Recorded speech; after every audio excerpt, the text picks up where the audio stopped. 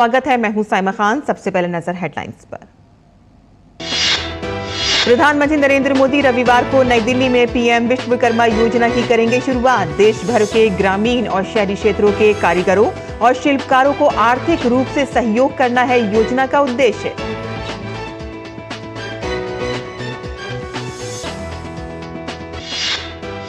केंद्रीय कृषि एवं किसान कल्याण मंत्रालय ने शुक्रवार बताया धान बुआई का रकबा 409 लाख हेक्टेयर, 183 लाख हेक्टेयर में बोया गया मोटा अनाज। गन्ना क्षेत्रफल 59.91 लाख हेक्टेयर है और 1095 लाख हेक्टेयर से अधिक पहुंची खरीफ फसल की बुआई। दलहन फसलों की बुआई के रकबे में आई कमी।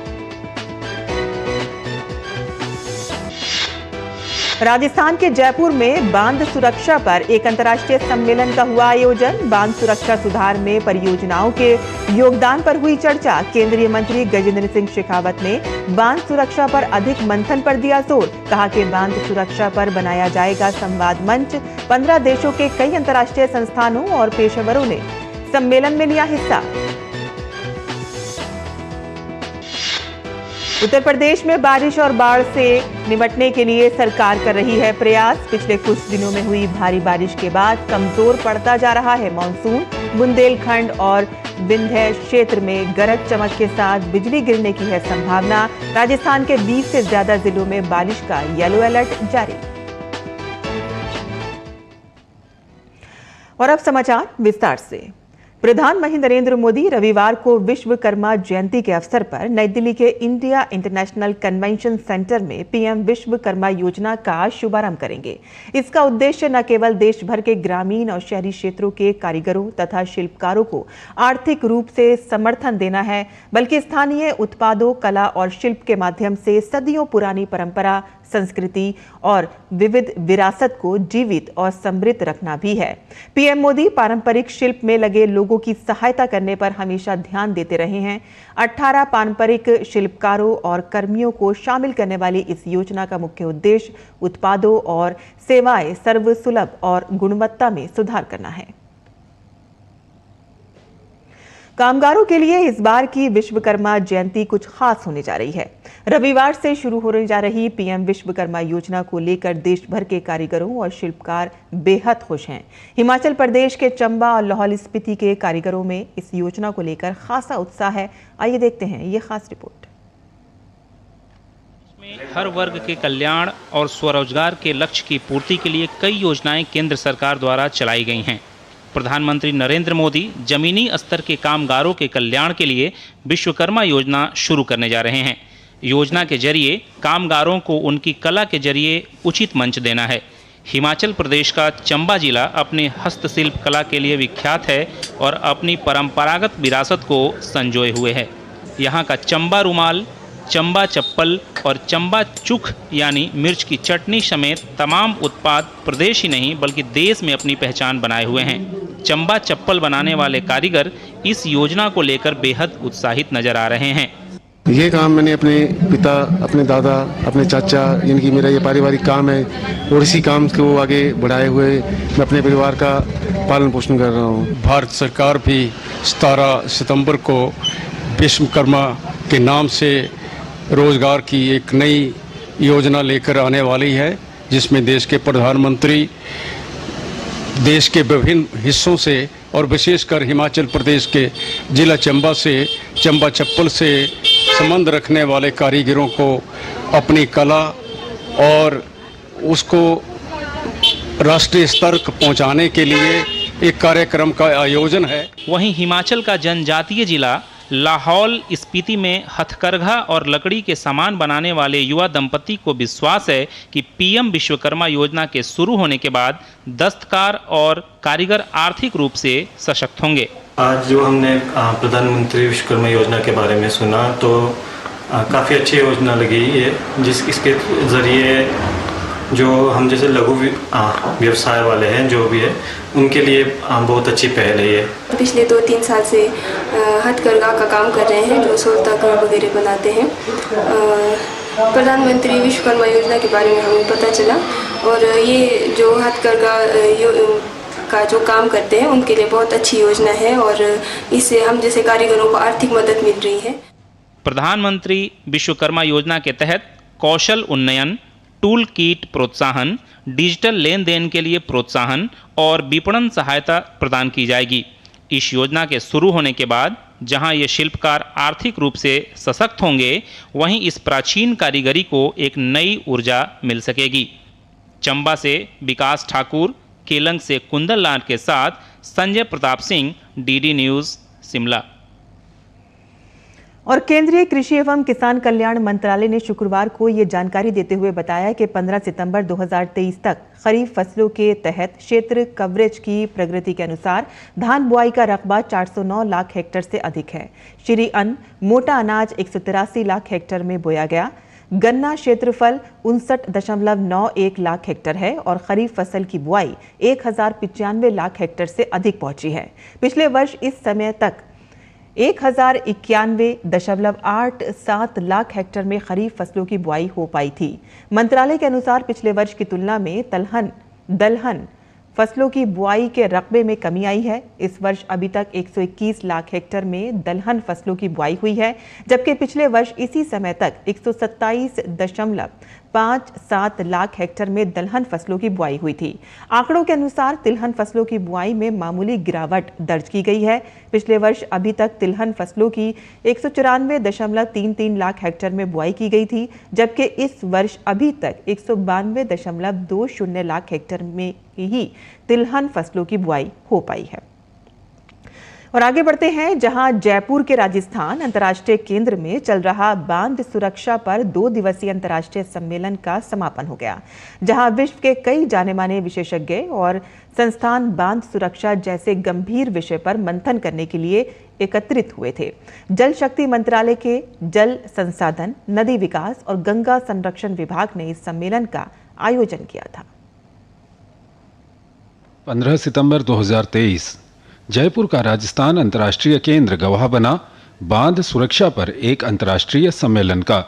जल शक्ति मंत्रालय के जल संसाधन, नदी विकास और गंगा संरक्षण विभाग ने इसका आयोजन किया। सम्मेलन में बांध पुनर्वास और सुधार परियोजना चरण 2 और 3 के उद्देश्यों के साथ ही बांध सुरक्षा सुधार में परियोजनाओं के योगदान पर चर्चा हुई। पेशेवरों और संगठनों के बीच बांधों से संबंधित ज्ञान, अनुभव, प्रौद्योगिकी, नवाचार और सुरक्षा प्रयासों पर केंद्रित मंथन हुआ। ICDS 2023 DRIP के चरण 2 और 3 के तहत नियोजित बांध सुरक्षा सम्मेलनों की श्रृंखला में ये पहला सम्मेलन था। केंद्रीय जल शक्ति मंत्री ने कहा कि इस विषय पर और अधिक मंथन करने की आवश्यकता है। इसके लिए इंटरैक्टिव प्लेटफॉर्म बनाया जाएगा, जिसमें अन्य देशों के अनुभवों को समझा जा सकेगा। उन्होंने सुरक्षा पर गंभीरता से काम करने की जरूरत पर बल दिया कि आने वाले समय में जिस तरह से क्लाइमेट चेंज के इम्पैक्ट और जिस तरह से रेनफॉल पैटर्न्स चेंज हो रहे हैं, उन परिस्थितियों में इस तरह के इंसिडेंट्स के बहुत ज्यादा बढ़ने की संभावनाएं सामने ऐसी दिखाई देती हैं। हमको और अधिक गंभीरता के साथ में इन विषयों पर काम करने की आवश्यकता है। तकनीकी सत्रों के दौरान बांध सुरक्षा के लिए नवीनतम प्रौद्योगिकी और नवीन दृष्टिकोणों पर ध्यान केंद्रित किया गया। इन सत्रों में बांधों की निगरानी, निरीक्षण और पुनर्वास सहित विभिन्न पहलुओं पर जोर रहा। दूसरा दिन 2 तकनीकी सत्र में बांधों की स्थिति के मूल्यांकन, बांधों की संरचनात्मक संपूर्णता के मूल्यांकन के लिए नवीनतम तरीकों को प्रस्तुत करना, बांध सुरक्षा के औद्योगिक अनुप्रयोग पर जोर देने, जल विद्युत, सिंचाई और बाढ़ नियंत्रण के लिए बांधों के उपयोग को प्रदर्शित करने पर केंद्रित रहा। विश्व के तकरीबन 15 देशों के कई अंतर्राष्ट्रीय संस्थाओं और पेशेवरों ने इसमें हिस्सा लिया। गौरतलब है कि वर्तमान समय में भारत में 6000 से अधिक बड़े बांध हैं, जो इसे बड़े बांधों के मामले में विश्व स्तर पर तीसरा देश बनाते हैं। आत्मनिर्भर भारत की दिशा में इनकी सुरक्षा सुनिश्चित करना सबसे महत्वपूर्ण है। इस दिशा में ये सम्मेलन कारगर कदम साबित हो सकता है। जयपुर में बांध सुरक्षा को लेकर के चले 2 दिवसीय अंतर्राष्ट्रीय सम्मेलन में सभी इस बात पर सहमति कायम करने में सफल हुए कि बांध की सुरक्षा को लेकर के तमाम जितने भी आयाम हैं, चाहे वो शैक्षणिक स्तर की बात हो या फिर व्यवहारिक या नीतिगत स्तर की बात हो, उस पर जोर देने की जरूरत है और विदेशों से भी अगर कोई अनुभव प्राप्त हो सकता है तो उसको भी शामिल किया जाना चाहिए। अपने सहयोगी विकी राजपूत और कैमरामैन सौरभ शुक्ला के साथ चंद्रशेखर। और केंद्रीय मंत्री पीयूष गोयल ने रायपुर में एक संवाददाता सम्मेलन कर कहा कि छत्तीसगढ़ के मुख्यमंत्री भूपेश बघेल छत्तीसगढ़ की जनता को भ्रमित करने का प्रयास कर रहे हैं। सरकार लगभग 1.5 गुना, मार्क करिए आप सब, लगभग 1.5 गुना चावल खरीद के केंद्र सरकार को देगी। पिछले वर्ष 2022-23 में पैडी बनना था, अनुमानित था 138 लाख टन, 2023-24 में घट के 138 से घट के 136 लाख टन हो जाने वाले। तो पैडी तो घट रही है केंद्र राज्य छत्तीसगढ़ राज्य में, और मुख्यमंत्री मेरे ऊपर पत्र लिख रहे हैं कि आप लगभग 1.5 गुना चावल हमसे खरीदिए। जो पिछले वर्ष उन्होंने कहा था हम 61 लाख टन देंगे, अब लिख के भेजा कि आप हमसे 86.5 लाख टन चावल लीजिए, हम देंगे। लेकिन वास्तुस्थिति ये है कि समय बढ़ाने के बाद भी ये जो क्वांटिटी कहते हैं ये दे नहीं पाते। तो पिछले बार 61 लाख प्रॉमिस किया, एग्री किया, फिर बाद में घटा दिया 58 लाख, और अब तक 53 लाख ही दे पाए। और खुद का जो उनका लेटर है वो कहता है कि पैडी तो इस वर्ष और घटा है। ये दिखाता है कि कैसे भूपेश बघेल जी, माननीय मुख्यमंत्री, छत्तीसगढ़ की जनता को भ्रमित करने की कोशिश कर रहे हैं। पूरी तरीके से झूठ और फरेब से जनता को बेवकूफ बनाने की कोशिश कर रहे हैं, असत्य जनता के सामने रख रहे हैं। मत्स्य पालन और जलीय कृषि क्षेत्र में निवेश को बढ़ाने के उद्देश्य से शुरू की गई प्रधानमंत्री मत्स्य संपदा योजना ने मत्स्य पालन के क्षेत्र में उन्नति के नए द्वार खोले हैं। अपने क्रियान्वयन के 3 वर्ष पूरे कर रही प्रधानमंत्री मत्स्य संपदा योजना का लाभ लेकर बरेली के युवा सफलता के नए कीर्तिमान स्थापित कर रहे हैं। प्रधानमंत्री मत्स्य संपदा योजना के अंतर्गत एक प्रोजेक्ट है जिसके अंतर्गत आपको 60% की सब्सिडी मिलेगी। बहुत सोचने के बाद, बहुत समझने के बाद मुझे लगा कि मुझे इस कार्य को करना चाहिए, और मैं अधिकारियों के साथ मिलकर मैंने ये प्रोजेक्ट के लिए चालू करा काम। 2 प्रोजेक्ट मैंने लिए। पहला प्रोजेक्ट था बायोफ्लॉक, दूसरा प्रोजेक्ट था RAS। यह प्रोजेक्ट सेंट्रल गवर्नमेंट की तरफ से हमारे माननीय श्री नरेंद्र मोदी जी द्वारा दिया गया है, जिसमें हमको प्रोजेक्ट में 60% की सब्सिडी मिली। और मैं धन्यवाद करूंगा हमारे प्रधानमंत्री जी का, जिनके सहयोग से ये प्रोजेक्ट लगा।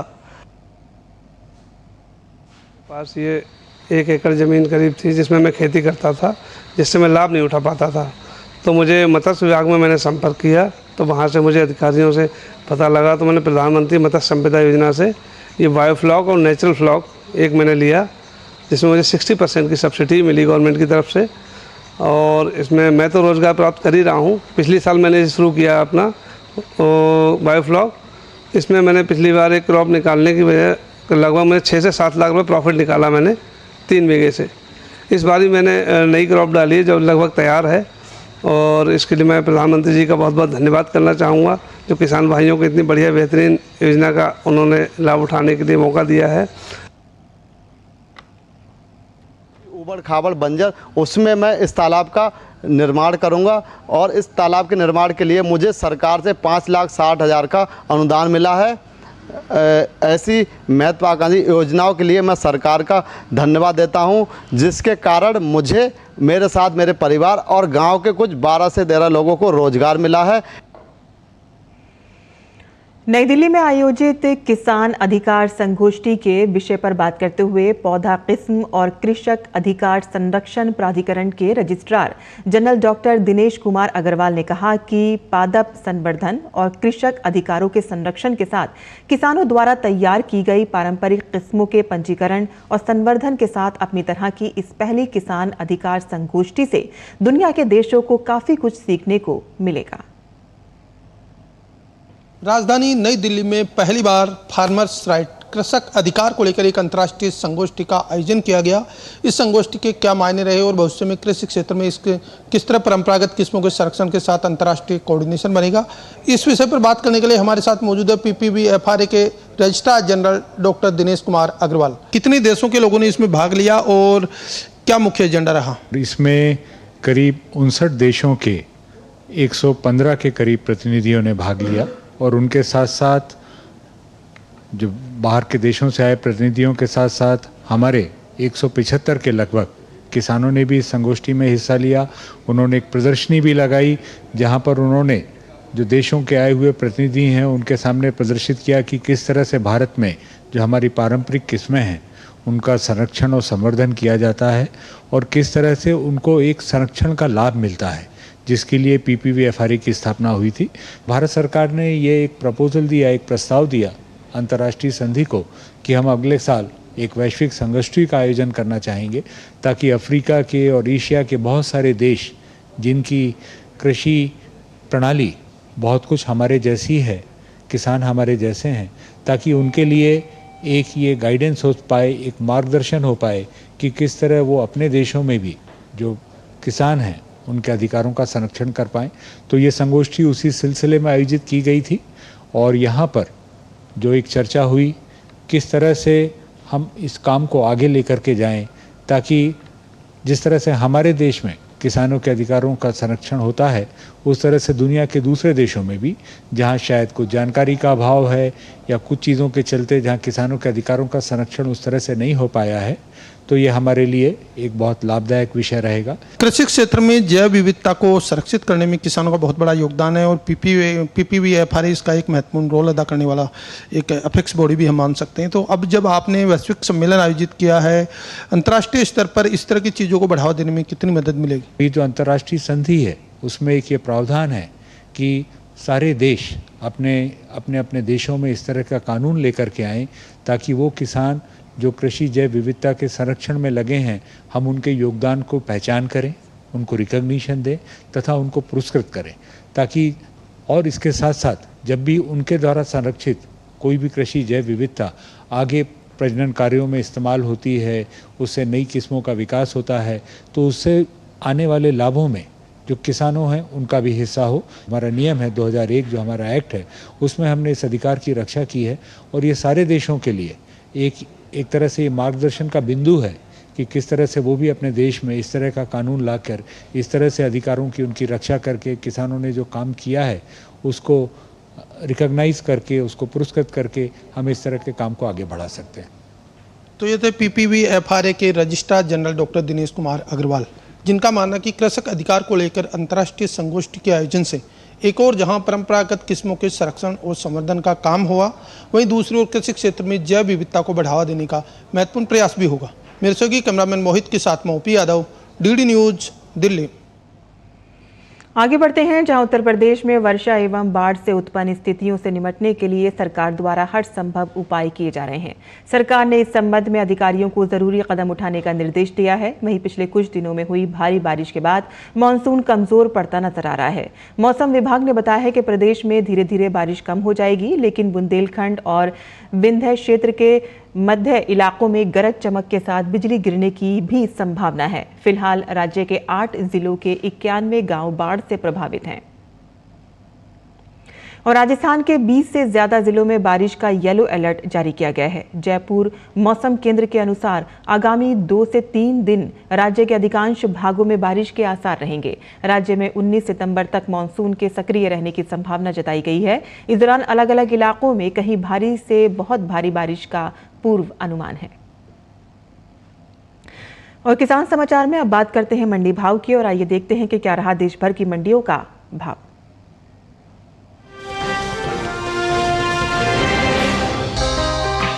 चालू खरीफ सीजन में मक्के की बुआई बीते साल से आगे चल रही है। कृषि मंत्रालय के साल 2023 के लिए जारी ताजा आंकड़ों के मुताबिक 8 सितंबर तक खरीफ मक्का की खेती 83,33,000 हेक्टेयर में हो चुकी है, जबकि बीते साल की समान अवधि के दौरान खरीफ मक्का की बुआई 80,97,000 हेक्टेयर में हुई थी। फिलहाल कृषि उपज मंडियों में इन दिनों मक्का की आवक सामान्य बनी हुई है। भाव पर नजर डालें तो 15 सितंबर को देश की ज्यादातर मंडियों में मक्का के सौदों में मिला जुला रुख देखने को मिला। एग्वाक नेट के मुताबिक गुजरात की दाहोद मंडी में 14 सितंबर को पीली मक्का का भाव रहा 2,700 रुपए। 15 सितंबर को इसके भाव में कोई बदलाव देखने को नहीं मिला और भाव 2,700 रुपए पर बना रहा। राजस्थान की कोटा मंडी में 14 सितंबर को मक्का का भाव था 1900 रुपए। 15 सितंबर को इसके भाव में 100 रुपए की नरमी आई और भाव हो गया 1800 रुपए। राज्य की ही मालपुरा मंडी में इस दौरान मक्का के सौदों में बढ़त के साथ कारोबार हुआ। यहाँ 14 सितंबर को मक्का का भाव रहा 2560 रुपए। 15 सितंबर को इसके सौदे 10 रुपए मजबूत होकर 2570 रुपए पर हुए। उत्तर प्रदेश की एटा मंडी में 14 सितंबर को पीली मक्का का भाव रहा 1810 रुपए। 15 सितंबर को इसके सौदों में 100 रुपए की तेजी आई और भाव जा पहुंचा 1910 रुपए प्रति क्विंटल पर।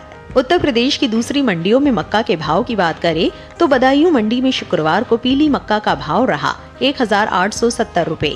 हरदोई मंडी में भाव रहा 2030 रुपए। कन्नौज मंडी में पीली मक्का 1920 रुपए पर बिकी, जबकि राज्य की ही एटा मंडी में इस दौरान पीली मक्का के सौदे 1990 रुपए पर हुए।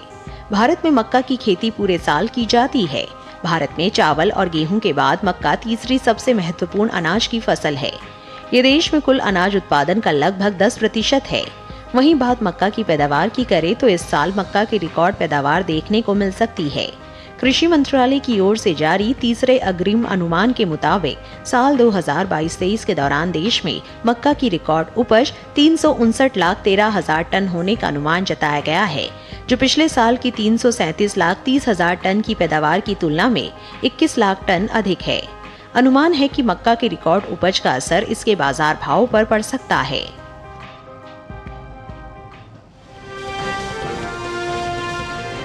और मंडी खबर के बाद अब बात करते हैं मौसमी खेती की। किसान इस मौसम में कैसे रखें अपनी खेती का ख्याल, आइए देखते हैं।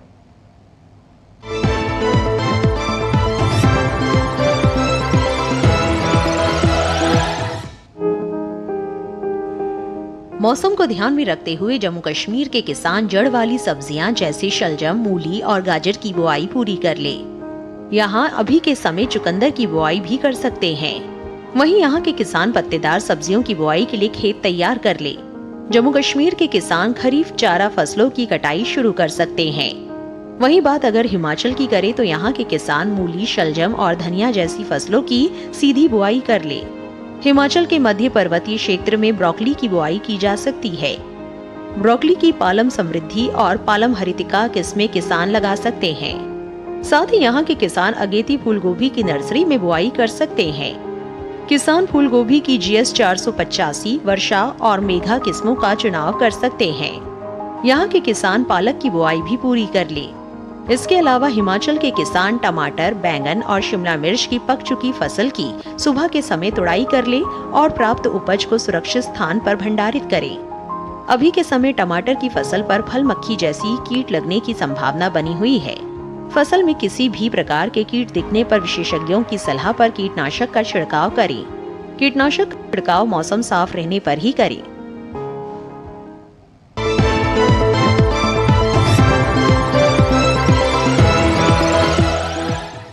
और किसान समाचार में खेती बाड़ी से जुड़ी खबरों के बाद आइए अब नजर डालते हैं कुछ और खबरों पर। खास खबर में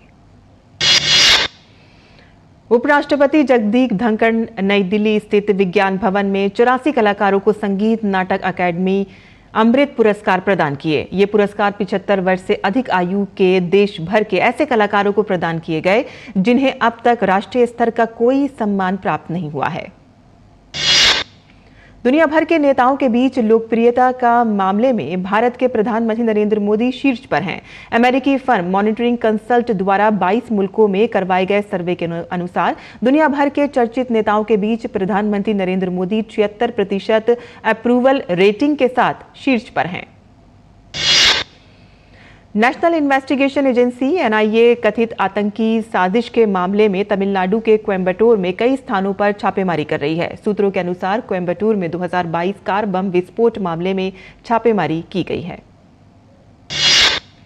सूचना एवं प्रसारण तथा युवा मामले एवं खेल मंत्री अनुराग सिंह ठाकुर ने मुंबई में आयोजित एक कार्यक्रम में चल मन वृंदावन कॉफी टेबल बुक का अनावरण किया। इस कॉफी टेबल बुक का लेखन तथा संपादन अशोक बंसल ने किया है। देश का कुल निर्यात पिछले महीने 60 अरब 87 करोड़ डॉलर होने का अनुमान है। इस अवधि के दौरान देश के इंजीनियरिंग सामान निर्यात में पिछले साल की इसी अवधि की तुलना में 7.73% की वृद्धि दर्ज की गई है। अगस्त में इंजीनियरिंग सामान का निर्यात $9 अरब से अधिक रहा। मेरी माटी मेरा देश अभियान के तहत इन दिनों लाहौल स्पीति जिले में भी भाजपा कार्यकर्ता गांव-गांव जाकर अमृत वाटिका के लिए मिट्टी एकत्रित कर रहे हैं। इस अभियान का उद्देश्य उन बहादुर स्वतंत्रता सेनानियों और वीरों का सम्मान करना है जिन्होंने देश के लिए अपना बलिदान दिया। महाराष्ट्र के ठाणे जिले के डोंबिवली में कल शाम 3 मंजिला इमारत ढह गई, जिसकी वजह से 2 लोगों की मौत हो गई। वहीं एक महिला को सुरक्षित बचा लिया गया। इस घटना में इमारत का मलबा गिरने से अन्य मकान भी गिर गए। घटना की जानकारी मिलते ही फायर ब्रिगेड के जवान मौके पर पहुंच गए और बचाव कार्य शुरू कर दिया। उत्तर प्रदेश की राजधानी लखनऊ में फतेह अली रेलवे कॉलोनी में एक मकान ढह जाने से नीचे दबकर 5 लोगों की मौत हो गई। मरने वालों में 3 बच्चे भी शामिल हैं। ये इमारत काफी पुरानी बताई जा रही है। एसडीआरएफ की टीम राहत और बचाव कार्य में लगी हुई है। और किसान समाचार में आज के लिए बस इतना ही। अनुमति दें। नमस्कार।